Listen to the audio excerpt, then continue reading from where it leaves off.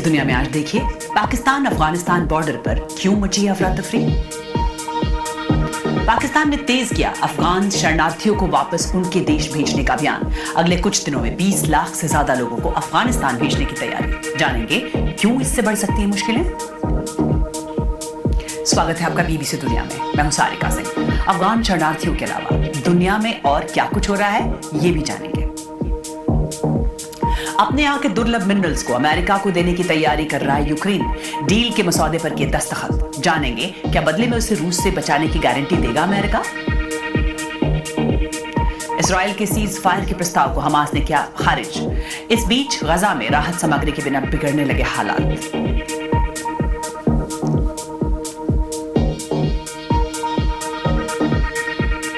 और चीन में रिटायर्ड लोगों के लिए चलाई गई स्पेशल ट्रेन। जानेंगे कैसे जिंदगी के मजे लेने के साथ इकोनॉमी को भी फायदा पहुंचा रहे बुजुर्ग।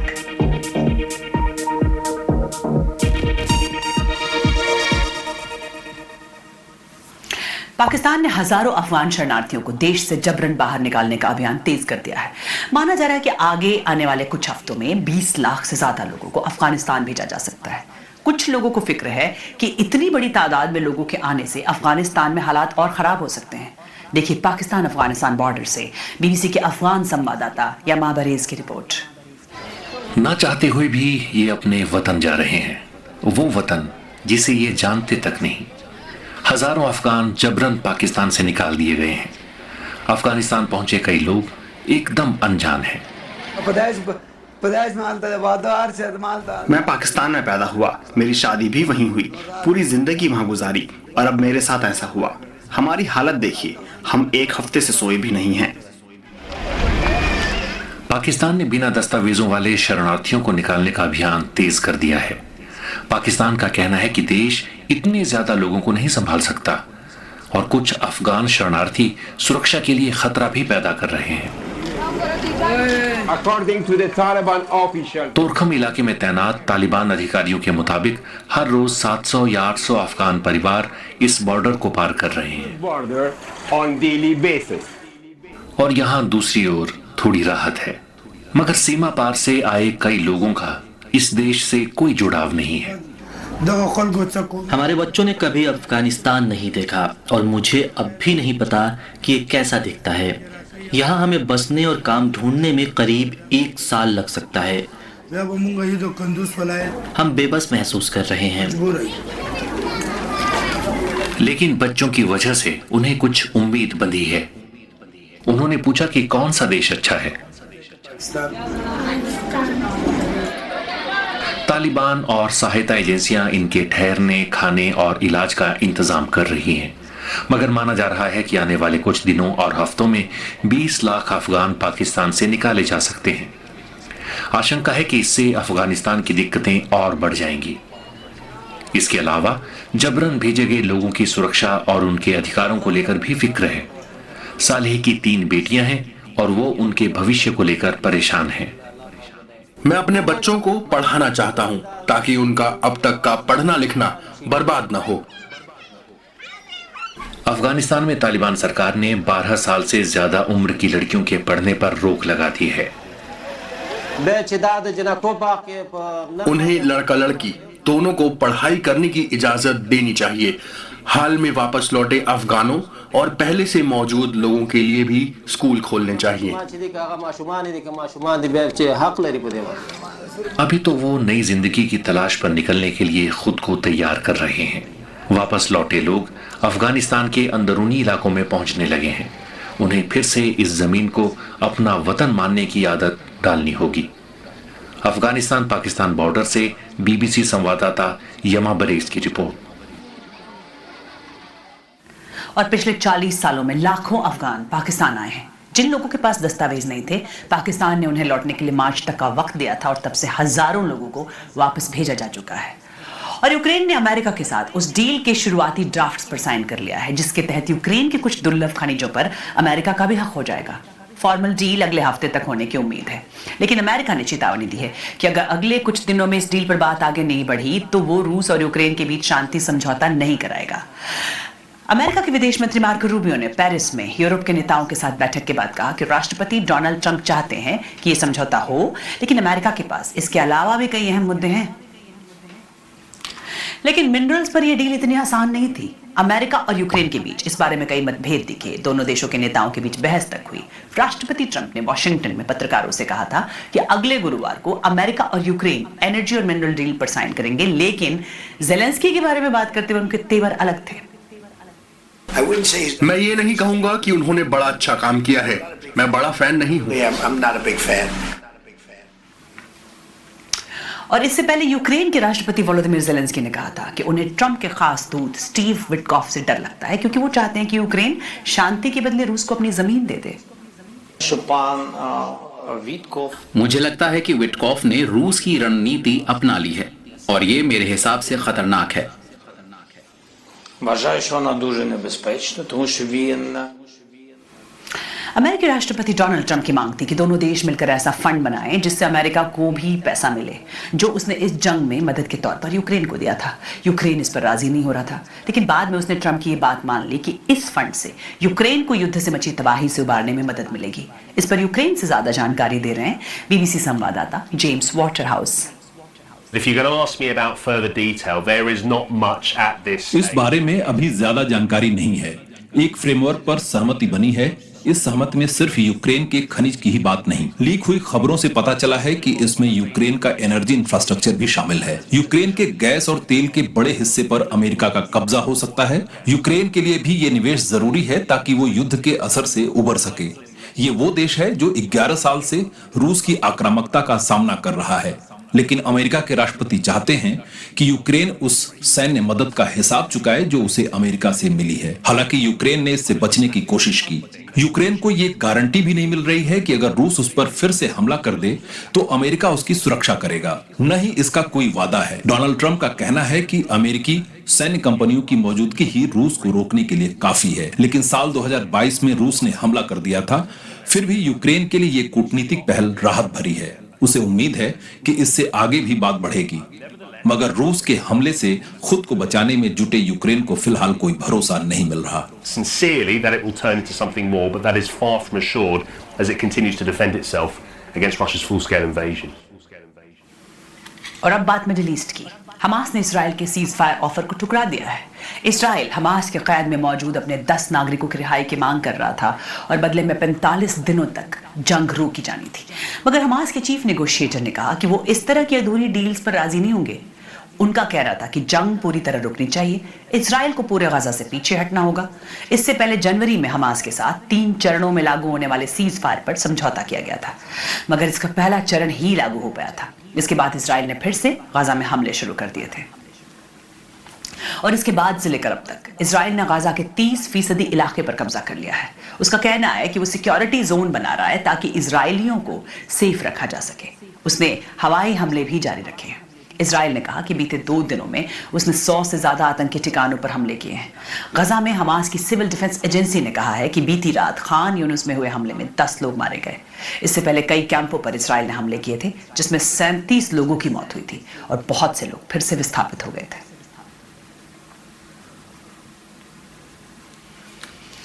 और दूसरी ओर इसराइल गजा में 6 हफ्तों से किसी भी तरह की मदद नहीं जाने दे रहा है। इस पर और जानकारी दे रही हैं बीबीसी संवाददाता योलान nail. We actually have 12 major aid groups coming out saying that humanity. सहायता मुहैया कराने में जुटे 12 बड़े ग्रुप्स ने कहा है कि गजा में हालात पूरी तरह चरमरा गए हैं। उनका कहना है कि जिन ग्रुप्स के पास सामान बचा है वो उसे खाना बांटने वाले किचन्स को दे रहे हैं। अभी गजा में लोगों तक इन्हीं किचन से मदद मिल रही है। इनका कहना है कि अभी वो एक दिन में 10 लाख लोगों के लिए एक वक्त का खाना दे पा रहे हैं, जबकि गजा में 20 लाख से ज्यादा लोग रहते हैं। You live in Gaza. और अब रुख सीरिया का, जहां बशर अल असद को सत्ता से हटे करीब 4 महीने बीत चुके हैं और अब वहां एक नया प्रशासन देश की जिम्मेदारी संभाल रहा है। देश भर में सुरक्षा के लिहाज से हालात बेहद नाजुक हैं, लेकिन इसके बावजूद सीरिया के लोग उस राजनीतिक आजादी का अनुभव कर पा रहे हैं जो बीते 5 दशकों में उन्हें नसीब ही नहीं हुई थी। पर इन सबके बीच कुछ लोगों को लग रहा है कि इस्लामिक अगुवाई वाले इस नए प्रशासन में लोगों की सामाजिक और धार्मिक आजादी पर खतरा मंडराने लगा है। जमीनी हकीकत क्या है ऐसे में, ये जानने के लिए बीबीसी संवाददाता लीना सिंजाब सीरिया की राजधानी दमिश्क पहुंची। देखिए वहां से उनकी रिपोर्ट। यहाँ एक टीवी सीरीज की शूटिंग चल रही है। सीरिया के धारावाहिक पूरे अरब जगत में खूब मशहूर रहे हैं। वो समाज की बदलती तस्वीर की झलक दिखाते रहे हैं। असद के सत्ता से हटने के बाद से सीरिया के लोगों को राजनीतिक आजादी तो मिल गई, लेकिन वो सामाजिक आजादी को लेकर डरे हुए हैं। मुझे नई सरकार और मीडिया के प्रभारियों से पूरी मदद मिली, लेकिन आगे की सोचें तो इसके कोई मायने नहीं है। हम जो भी देख रहे हैं उस हिसाब से आने वाले वक्त को लेकर मुझे कुछ ज्यादा उम्मीद नहीं है। दमिश्क की इस यूनिवर्सिटी में सीरिया के समाज के मिले जुले माहौल की झलक दिखती है। अब इसके कैंपस में बिना किसी नोटिस और इजाजत के एक नई मस्जिद बनाई जा रही है। स्टूडेंट्स मानते हैं कि मस्जिद बनाना प्राथमिकता नहीं होनी चाहिए। सीरिया में बस मुसलमान नहीं हैं, यहाँ अलग अलग संप्रदायों के लोग रहते हैं। हमारी प्राथमिकता म्यूजिक, थिएटर, फिल्म कैसे बनानी है, ये सब सीखना है। ये किसी मस्जिद के बनने से ज्यादा जरूरी है। यहाँ सड़कों पर ऐसी कई चीजें दिखती हैं जो फिक्र बढ़ाती हैं। ये लोग ईसाई बहुल इलाकों में लाउडस्पीकर पर इस्लाम का प्रचार कर रहे हैं। स्थानीय लोग खुश नहीं हैं। इस वीडियो में बहस कर रहे शख्स इस्लामिक प्रचारक से कह रहे हैं कि मैं मुसलमान हूँ और मैं आपको नहीं सुनना चाहता। ये एक ऐतिहासिक सड़क के बीचों बीच बसा बाब शार्की इलाका है, जिसे ईस्टर्न गेट भी कहते हैं। इस ईसाई बहुल इलाके में सीरिया के हर तबके के लोग रात की चहल पहल का लुत्फ उठाने आते हैं। यहाँ अब कई बार बंद कर दिए गए हैं क्योंकि वहाँ शराब मिलती थी। फिलहाल ये लोगों के लिए शायद उतना जरूरी नहीं है, पर ये इस बात का संकेत जरूर है कि सामाजिक आजादी खतरे में है। शराब परोसने वाला लगभग हर बार और रेस्टोरेंट अब बंद है, पर लोगों के दबाव के बाद उन्हें कुछ समय के लिए इस शर्त पर खोला गया कि उन्हें लाइसेंस लेना होगा, मगर डर है कि इन्हें वो लाइसेंस शायद कभी न मिले। सीरिया इस्लाम के उदार रूप के लिए जाना जाता है, जहाँ सूफी परंपरा का ज्यादा असर रहा है, पर अब सूफी मान्यता वाले लोग भी महफूज नहीं हैं। कट्टरपंथी सलाफी विचारधारा वाले लोगों ने उन्हें काफिर करार देते हुए उन पर हमले किए। मैंने एक इमाम से पूछा, क्या उन्हें डर है कि यहाँ कट्टर इस्लाम हावी हो जाएगा? ये नामुमकिन है। हमारा समाज इसे स्वीकार नहीं करेगा। हम सालों से यहाँ तक कि मुश्किल वक्त में भी अलग अलग संप्रदाय के लोगों के साथ मिलजुल कर रहे हैं। कुरान में ये बात साफ है कि मजहब में कोई जबरदस्ती नहीं होनी चाहिए। बीते कई दशकों में सीरिया के लोगों ने काफी कुछ झेला है। यहाँ ज्यादातर लोग भले ही गरीब हैं, लेकिन उनके पास धार्मिक और सामाजिक आजादी जरूर रही है। लेकिन अब कुछ लोगों को लगता है कि ये आजादी एक नई दमनकारी इस्लामिक व्यवस्था की गिरफ्त में है। बीबीसी संवाददाता लीना सेंजाब की रिपोर्ट।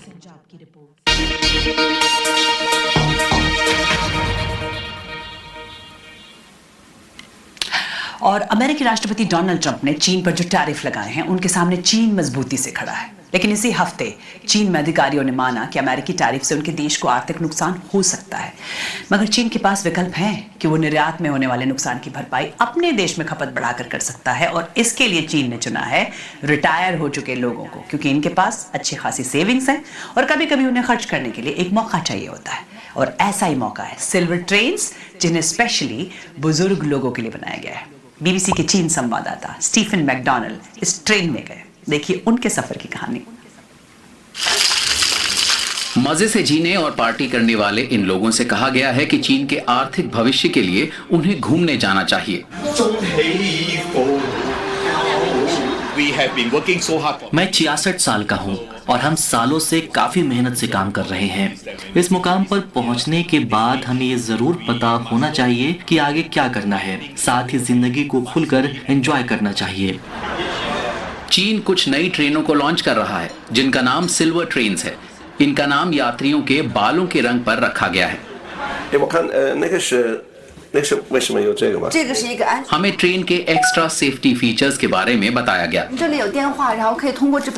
यहाँ आपको 24 घंटे मदद मिलेगी। यहाँ वर्चुअल असिस्टेंट भी है। बाथरूम में एक इमरजेंसी बटन है और यहाँ इलाज के लिए इक्विपमेंट्स और इमरजेंसी किट्स भी हैं। सुबह हो गई है और अब नाश्ते का समय है।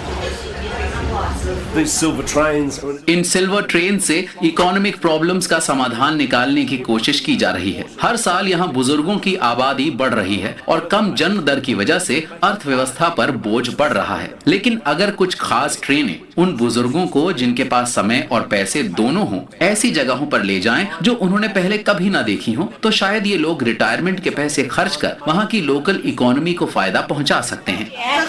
और ये जगह इस सफर में आने वाली कम विकसित जगहों में से एक है जिसे आर्थिक रूप से मदद की जरूरत है। अब सालों से गायब यात्री वापस आ रहे हैं। जब मैं जवान थी तब मुझे नई जगह जाकर उसे एक्सप्लोर करना पसंद था। अब मैं उम्र दराज हो चुकी हूँ और मेरे साथ मेरा परिवार है जो मेरे साथ जाता है। इस बार इनकी पोती भी इनके साथ आई है। चीन की एक परेशानी ये है कि लोग कम पैसे खर्च कर रहे हैं और ये ट्रेन्स अकेले ही इसका हल नहीं निकाल सकती, मगर फिर भी अर्थशास्त्रियों का कहना है कि कम से कम ये कदम सही दिशा में उठाया गया है। वापस ट्रेन में चढ़ते यात्री ये सोचकर आराम कर सकते हैं कि उनका आज का दिन अच्छा रहा, साथ ही जो पैसे उन्होंने खर्चे उससे किसी की मदद हो पाई। अब अगले शहर की ओर बढ़ते हैं। बीबीसी संवाददाता स्टीफन मैकडॉनल्ड की रिपोर्ट। और इस ट्रेन के बाद आपको ले चलते हैं श्रीलंका के एक ऐसे होटल में जिसे सिर्फ महिलाएं चलाती हैं। कंडालमा झील के पास का ये होटल है जो श्रीलंका का पहला ऐसा होटल है जिसे सिर्फ महिलाएं चलाती हैं। श्रीलंका की टूरिज्म इंडस्ट्री में 90% नौकरियां पुरुषों के पास है और ऐसे में महिलाओं को टूरिज्म इंडस्ट्री में शामिल करने की ये कोशिश है। और कार्यक्रम पर आप मुझे फीडबैक दे सकते हैं। एक्स पर मेरा हैंडल है @BBC सारिका। आज के लिए इतना ही। बीबीसी दुनिया के साथ हम सोमवार को फिर हाजिर होंगे।